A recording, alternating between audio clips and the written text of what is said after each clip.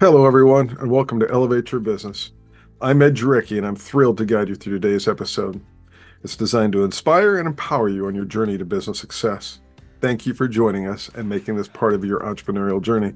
Elevate Your Business is crafted for business owners, professionals, and budding entrepreneurs eager to gain practical wisdom and insights. During each episode, we tap into the experience of those who have navigated the paths of success in their business and lives, aiming to equip you with the tools you need to thrive. Today's guest personifies this mission.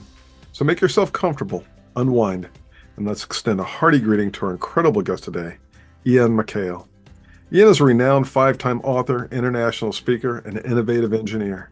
As a founder of Infinite 8 Industries, Ean has a track record of exponential growth, taking a tech startup from $15,000 to over $1 million in revenue in just 3 years. He's a pioneer in quantum, AI, Web3, and medtech, and has created the world's first apprenticeships for commercial drone pilots and software developers. Ean's expertise and partnerships with tech giants have positioned him as a leading figure in AI and technology, dedicated to mentoring and developing tech solutions that serve society. As Ean joins us on the show, he will shed light on what success means to him personally and how his definition has evolved over time, as well as one or two of his top challenges and the associated lessons learned.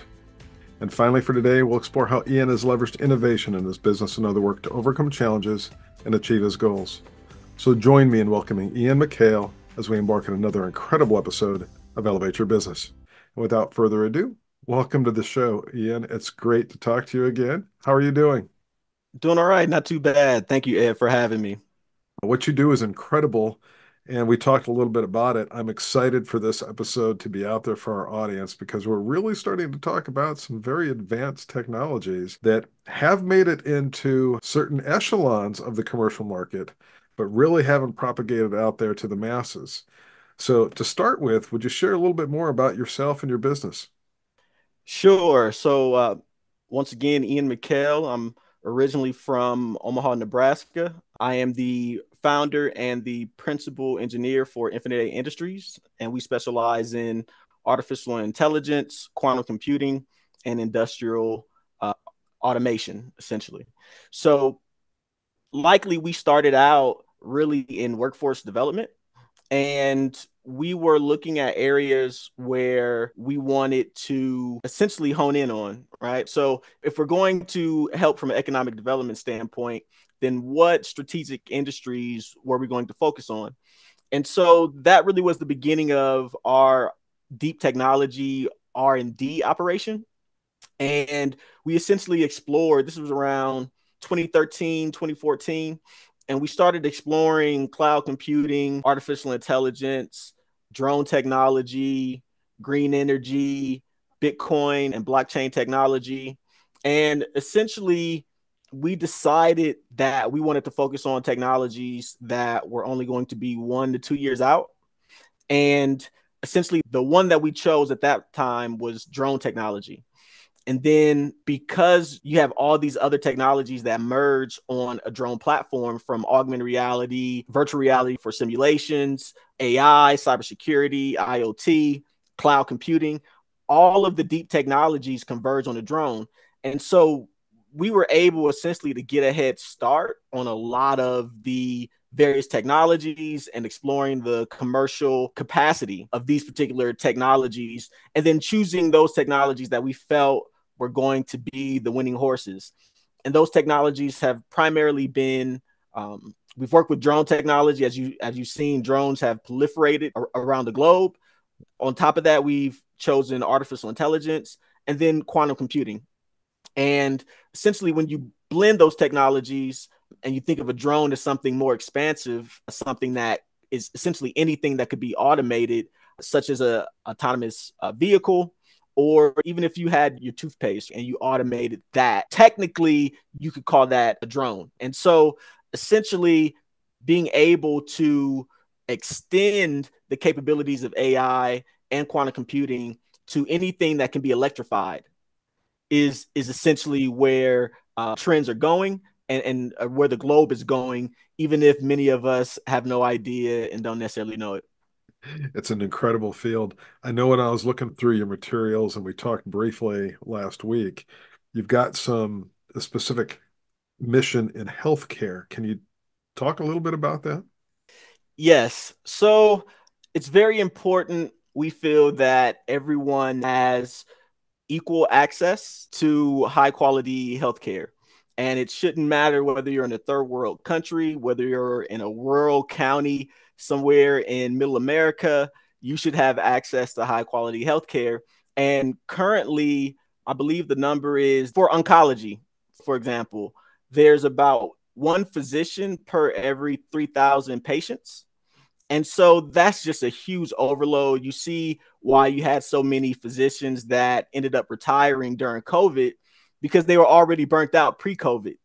And so as a result, how can we help provide decision makers in the healthcare system with more information and more data than they've ever had before, earlier than they've ever accessed it before? And so essentially what we've created, and we've been working on this for the past decade, is an AI physician. And this really began when we were working with IBM, and I began to essentially study human emotion. And at that time, at IBM, it hadn't been done before. Watson hadn't been utilized for that purpose. And so I essentially took the project offline and then began to work with NVIDIA because we could directly train AI on the hardware without a middleman, which was IBM at the time. And so we wanted to compete against an IBM Watson, particularly in the healthcare field.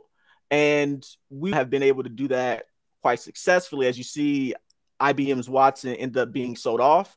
And it really was because they chose a strategy of trying to take all the different data types and data formats across all the various healthcare fields and different organizations, and then try to have the artificial intelligence be able to identify information within those data sets and then come up with the inference or a conclusion stipulating whether they were likely to have cancer. And so we knew that the data types were too many, too vast, right? In healthcare. They still haven't really figured that out. They're trying to work that out at the standards level, but there isn't really one unified standard for data across healthcare. So we chose to focus on imaging, right? We can't take on everything, but we can hone down and find a niche. And so the niche that we created was essentially utilizing selfies from cell phones, or even utilizing your regular RGB images, 1080 pixels from a camera phone or a web camera. So really experimenting and looking at the detection of various diseases from breast cancer, Alzheimer's, depression, and anxiety, common cold and flu. We even did clinical trials for COVID-19 where we were essentially taking images of the patient while also simultaneously taking web camera images and then comparing those to the PCR test or the blood test. And we found that the technology was 99.99% as accurate as the blood test. And so we're not saying that the AI can do everything or that it's going to be correct 100% of the time, because the PCR test, it turns out, isn't 100% correct. So all it's really doing, the PCR test, all it's really doing is detecting whether you have certain viral molecules present in your body. So you could have it in your nose, for example, when they do a swab, but that doesn't necessarily mean that the molecules have actually broken the cell wall and actually gotten into your immune system. So you could have the presence of a virus and not actually be viral and be infected. And so because of that, there's opportunities to create potentially new standards in medicine for the detection of diseases and viruses. And that's really where our technology comes in. And instead of having 12 different specialists that you have to go see at different times, why not have one AI that can screen you at one time in milliseconds for dozens of different diseases and conditions? And so that's essentially the offering that we have. And we've more so recently been developing it by integrating it with quantum computing. in order to enhance the accuracy and the detection of patterns so that hopefully we can provide a better, more accurate, and more reliable clinical physician. Outstanding. That is incredible. And I was just about ready to ask you about quantum, so let's go there for a second. I know in our conversation, I've been generally following quantum computing advancements over the years, and there really has been incredible advancements. But one more time, it's the upper echelon, the large, incredibly large organizations that really have been able to afford the investment, the research, and the advancement of these capabilities. And what you and I talked about was a little about the hybrid approach, where integrating certain quantum capabilities. So first of all, could you describe for our audience a little bit about quantum technology and then talk a little bit about the hybrid approach you're using? So there's a couple of different ways to explain the technology. One way would be to say that instead of, for example, hiring one engineer and then having one perspective on how to solve a problem, it would be like hiring millions of engineers so that you're gaining all of that additional cognitive processing in order to address a particular problem. So with traditional or classical computers, you have classical bits or zeros and ones, right? So that's very limited as far as the different pathways and the options that it gives you. That's why in computing, you have one of the different terminologies or methods for functions called true or false. So essentially, you're going to tell the computer, I want you to have a positive electrical signal. If it's going to be a true response, I want you to have an off electrical signal if it's going to be false, right? So that's essentially the basis of classical computing.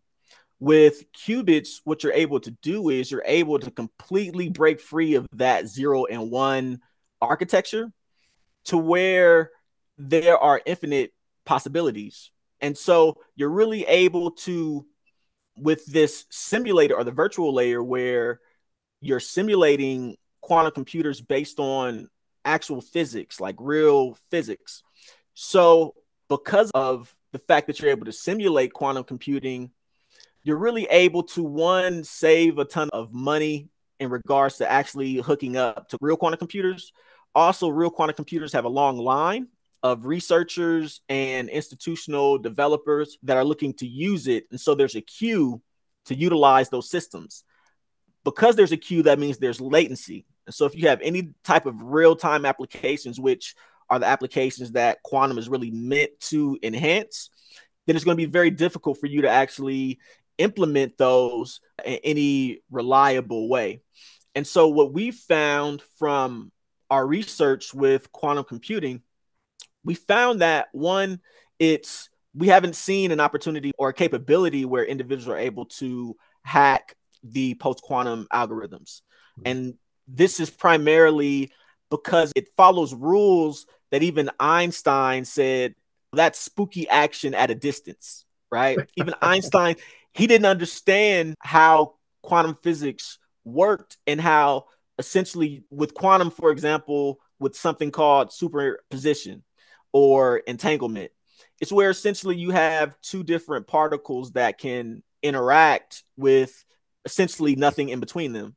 And even Einstein, he had no idea how that was possible. And up until his death, he was trying to disprove that that was possible. Right. And so, from that particular perspective, it's like right now, for example, somebody could call you and you were thinking about that person. And essentially, that is a type of entanglement and a type of superposition when you're able to, at a distance, communicate with the person just by thinking about them. We can't really explain 100% how that works, but that's essentially where there's a gap between quantum computing and your current general relativity theories. And so, to make it practical, you see hundreds and thousands of organizations around the world, particularly in the United States, a lot of municipalities, important organizations that are being hacked. And there are standards coming down in June or July from the National Institute of Standards and Technology that stipulates any organizations that are doing business with the federal government are going to have to up their cybersecurity game with post-quantum algorithms. and also with the Institute for Electrical and Electronics Engineers, of which I am the chair of the Hybrid Quantum Inspired Internet Protocol Industry Connections Group. This group is working on incubating the standards for the next generation of the internet, which is going to be quantum classical. So you're going to have regular servers, you're going to have those classical AI infrastructure servers, and then you're going to have quantum virtual layers that are going to be running over all of them. And then you'll have your actual quantum computers that are cryogenic and superconducting. You'll have those as well. And those will just be plugged into whenever they're needed. For example, maybe a government secret, for example, you would store on one of those computers, etc. But there's a lot of opportunity for small businesses, mid-sized organizations to invest in researching and exploring this technology now. They think it's further out, but it's not, because I can access a quantum computer today, and I can utilize a virtual layer in order to get calculations that are just as accurate as a real quantum computer, meaning that it takes away the expense of utilizing the computer. Really, you just want the mechanics, right? You don't really care about the form factor as much. And so there's a misconception that it's about a decade out. And of course, certain individuals in the marketplace probably will want everyone else to think that it's a decade out so that they could sit there and take advantage of it. And then everyone else comes to the party and the party's already over. So from that perspective, I highly encourage organizations to invest either internally or externally. Our organization is getting ready to release hybrid quantum software development apprenticeships with the state of Colorado. And so we're proactively taking steps in order to provide industry with trained expertise, whether they want somebody internally trained or they want to outsource and bring somebody in order to essentially help these organizations. Because every time that they get hacked, the data shows it costs an organization on average $25 million anytime that they get hacked and they lose all the data. So think about people suing you, right? All those expenses pile up. And your average insurance carrier is only going to cover an organization up to 5 million. So you have that large gap. So why take the reactive approach instead of taking the proactive approach and saving yourself money and publicity and all that stuff that you don't want your organization to be on the front of the newspaper for? So to boil this down a little bit for our audience, quantum compute is exponentially faster, exponentially more secure, exponentially more flexible, adaptable.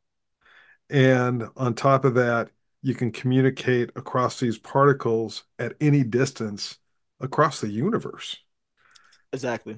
So right now, for example, what does it take? 14 minutes between Earth and Mars to update the Mars rover, and another 14 minutes to get a communication back on whether the rover actually interpreted it correctly and is operating correctly.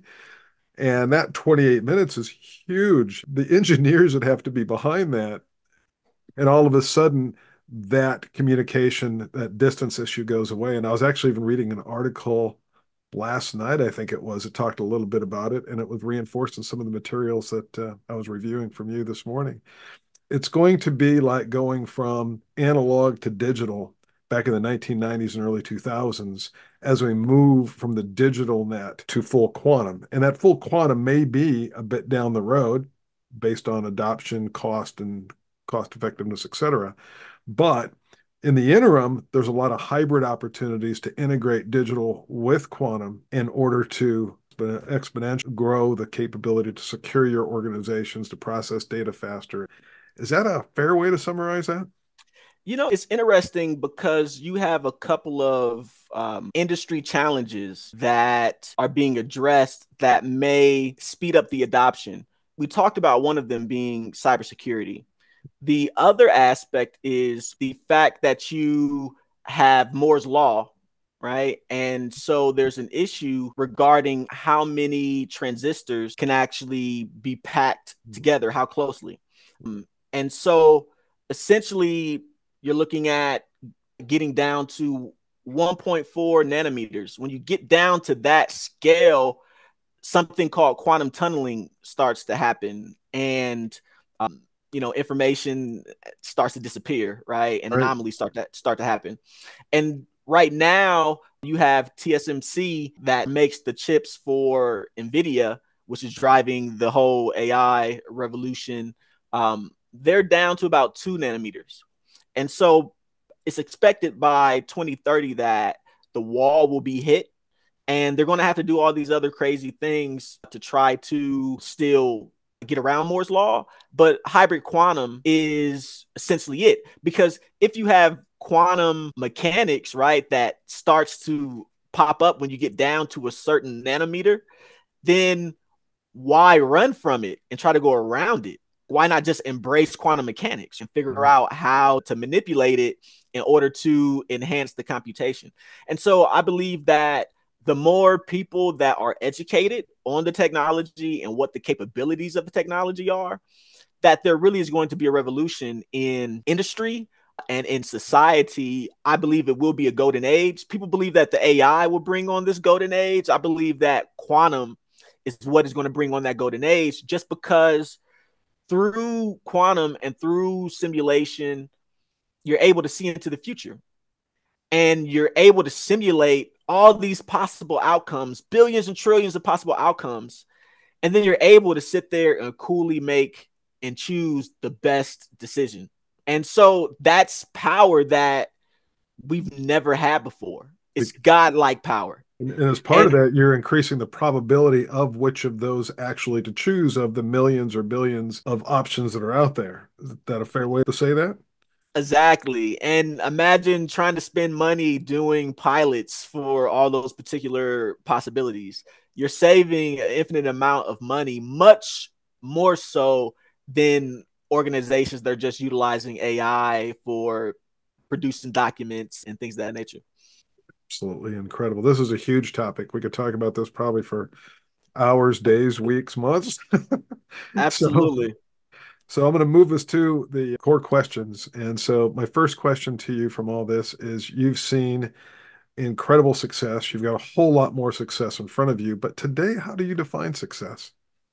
I believe success is being able to look at yourself in the mirror every day and feel good about yourself and about who you are and about what you represent and what your purpose is. And so for me, that is success. I don't really define it by money. I don't define it by other things that are trending or that are transitory. Ultimately, at the end of the day, you came in the world by yourself and you're going to have to leave by yourself. And so, irregardless of everything that happens in between, you have to live with yourself the entire time. Nobody else has to live with you but you.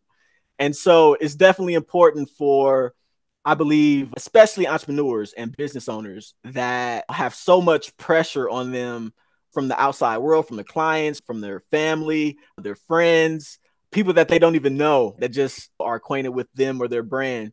And so definitely being able to move and to be steadfast in your movements and your existence, I think is extremely important. And so through that, has your definition of success evolved as you've gone through your business ventures?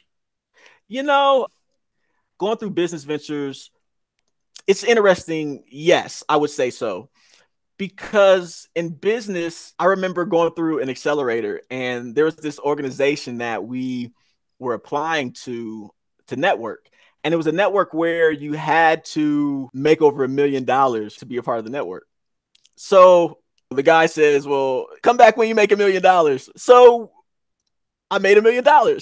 And I came back to the guy and he still was unresponsive, but it still felt good.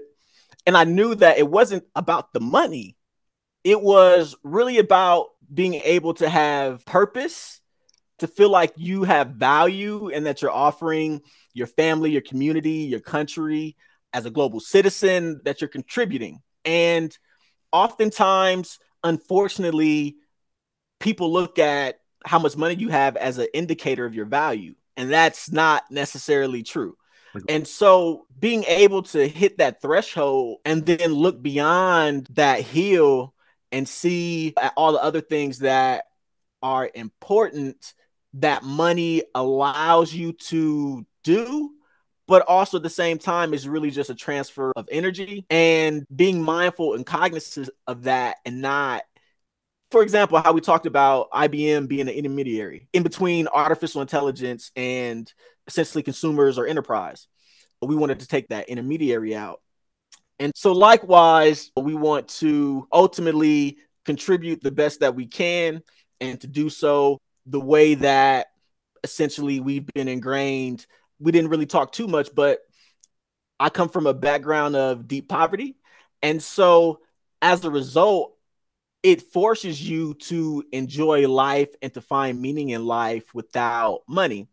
And so, when the money comes and the things that come with it, you remember and you look back to those times when it wasn't there. And it helps to be a guiding point and to center and to keep me grounded. I absolutely understand and agree with those sentiments. Relative to the challenges that you've incurred through your journey so far, what are one or two of those top challenges and the lessons learned?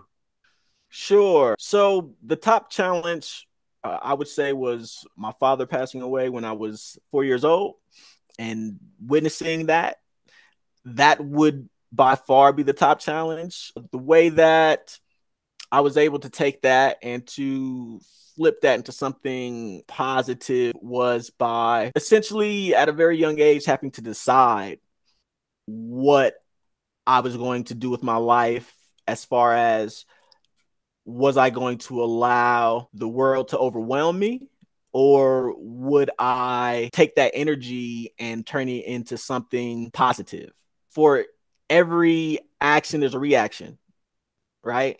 And energy is not created or destroyed. And so, because of that, it takes a certain type of energy for something like that to happen.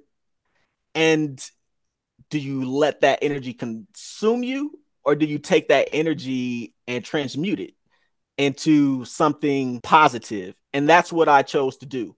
In regards to business, I would say that building Infinite, this hybrid internet layer, was without a doubt the most difficult thing that I've ever done, to the point to where I even questioned having conversations like, would I do that again? It was so many hours. About 3 years just sitting there, a lot of times putting in 8-hour days coding to get the platform together. And so, definitely looking at that, learning about persistence, learning about the power of manifestation, about the power of following through, and ultimately, my aunt would always teach me about starving now or feasting later. And a lot of times, people aren't going to pay you or just throw money at you for something that you believe in. A lot of times, you have to be Atlas and you just have to lift the world yourself sometimes. And after you do that, then they look at you kind of different, but as they should, because you had to become something different in order to accomplish a lot of the things that come with entrepreneurship and profession or even personal life, just really persevering and seeing your dreams through and following your heart. Very good. Lots of nuggets in there. And so, from an innovation perspective, everything you're doing focuses on innovation. Is there anything that you would say is driving your business right now relative to innovation? Yes, for us, when you look at societal problems and where society has been stagnant, and you bring in fresh theories, fresh technologies, fresh minds from other industries, then you're able to accomplish and do things in ways that individuals that are native to that industry may not be able to do. So, because we are outsiders in many respects, from the standpoint that I'm a self taught developer, I didn't take any technical classes going through college or going through law school. I was self taught. And so, because of that, I didn't really have a concept of what wasn't possible, or like what best practices are, what you should or what you shouldn't do. So really just through experimentation, we were able to essentially fail forward, so to say. And really software development and engineering, that's all it really is failing forward until you get it right. But just making sure that you do it in a way to where you minimize the negative consequences. But yes, from an innovative standpoint, we have a philosophy called thinking backwards.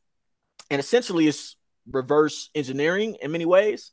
And what we're doing though is we're thinking about it from a historical perspective. So think about if we were to recreate a cell phone like many people are doing now because of generative AI.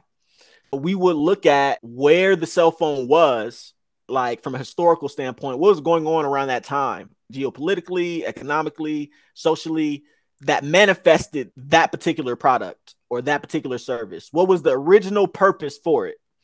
And then we fast forward into the present, and then we take all those particular parameters and all those elements, and then we reassess them based on the present.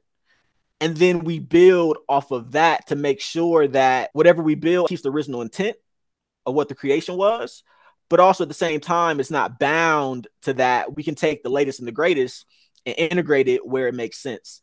And so, yes, when we think about an AI physician, we're not creating anything new. All we're doing is we're taking technologies that exist, we're taking information that exists, and then we're integrating that into a form factor that is efficient and easy for the healthcare sector to digest. Outstanding. So just what you said, it's people, process, and technology are all part of that innovation. Absolutely. Definitely people have been a huge component. We work with a lot of different organizations. I would say that I personally try to jump on random conferences or webinars. I may be up in the middle of the night, watching a 1 hour presentation, etc. And it's really just about being creative as far as exploring your curiosity and not really being bound by what the world thinks, right? Like you may have this crazy idea that may lead to a phenomenal success. And that crazy idea wasn't what was successful, it's what you learned from that crazy idea that gave you what you needed to get over the hill. And so, yes, we study all the time. Another aspect that I think is important that I don't really hear in the States as much is international benchmarking. And so if we're going to come out with a product or a service, we're definitely looking at what's going on overseas in the top markets in that particular industry and looking at what are other countries doing based on their societal situation or their economic situation. What can we learn from these various organizations and these initiatives in order to make what we're doing the best in the world? And in law school, I studied in Dubai at the higher colleges of technologies. And essentially, that's when Dubai was really starting to build what we see now. There was still a lot of construction going on. It wasn't completely where it is now, but there was still a lot going on. And because they wanted to be the best, they wanted to be the number one tourist attraction in the world. They wanted to have the best educational system, the best healthcare. And the fact that the rest of the world told the sheik that it wasn't possible, and he went ahead and said, I'm going to build islands in the middle of the ocean anyway. It really was inspiring from that particular perspective. And so if we were going to do anything going forward from a business standpoint, we wanted to make sure that we benchmarked, and we wanted to make sure that we were offering our customers and our clients the best possible technology, the best possible product that we could offer without anything military grade, essentially. And one thing I want to recap, we talked people, process, technology. Those are all elements of your approach in driving the innovation you're working on today and are continuing to propagate forward. But what you also talked about there is a culture, being able to fail forward in some ways, learn, and you're going to try to minimize that. And that's Yes. just being responsible people. But at the same time, those failures are part of the approach. And there's really an incredibly important cultural aspect to that. Yes, I would heavily agree. We've done R&D projects, for example, where I've had staff that maybe they did something and they were learning technology and getting it situated hardware. and maybe they messed the machine up or something and we lost thousands of dollars from that. But at the same time, I don't want them to lose that drive to learn new things and to master new things. But maybe, for example, if you have an issue, just contact us earlier in the process. And so, definitely empowering people to be able to be open and to be transparent and to understand that they have to be responsible, but also at the same time, we want them to really be themselves and to be innovative. That's why we hired you because you're you, and Mhm. that's what we want. And we don't want you to come in and be different. And if there's anything in the environment that's forcing you to not be yourself, how can we mitigate that? Outstanding. I love that. So there were so many different golden nuggets throughout our conversation today. Is there anything that you would like to add or emphasize as a final takeaway for our audience? Yes, I would say that artificial intelligence is important. And if you're not using it, your organization will likely be left behind. Just explore it. Think about ways that it can be of benefit to you and your organization. And that's only by utilizing it. Only then can you really master it and fully extract the value. However, I will also say that quantum coming is almost like, it's not almost, it is like the discovery of the atom bomb or the creation of it, because they utilize quantum physics in order to create those bombs. And so one of the things is that I believe in certain ways that classical computing is a subset of quantum, because really everything is quantum. Everything really operates from a quantum perspective. Mhm. So Builds on top of it. it builds on top of it. And so it's going to be beyond revolutionary, and it's going to just speed up everything that we do. And so our organization a decade ago decided that we were going to take a leap and focus on artificial intelligence. And now we have a bunch of our colleagues and students coming back saying we were right to do that. But it wasn't because we guessed, we did a lot of research and development. So I would say now we've done a lot of research and development with quantum, as well as having a decade of experience with AI. And after that decade of experience with AI, we're telling you that quantum is infinitely more groundbreaking of a technology and systematically disruptive and economically disruptive. And so the sooner that you grab the reins, the better off all of you will be. But I'm not worried about your constituents. I know that your audience will be well prepared, especially after this conversation. Outstanding. Thank you so much for that. I want to thank you all for joining us today, and a special thank you to our incredible guest, Ean Mikale, for sharing his insights, experiences, and success tactics with us. Thank We you. hope this conversation has left you inspired and motivated to embrace the challenges of entrepreneurship with vigor, innovation, and adaptability. Remember, success comes in many forms, and it's essential to define it for yourself. Take the lessons shared by Ian to heart as you navigate your own entrepreneurial journey. Embrace change, seek out opportunities for growth, and always be willing to adapt to the ever-evolving landscape of business. Thank you once again to our phenomenal guest speaker, Ean Mikale, and thank you all for tuning in. We look forward to seeing you next time as we continue exploring the stories behind incredible entrepreneurs. Stay resilient and stay innovative, everyone. Have a wonderful day.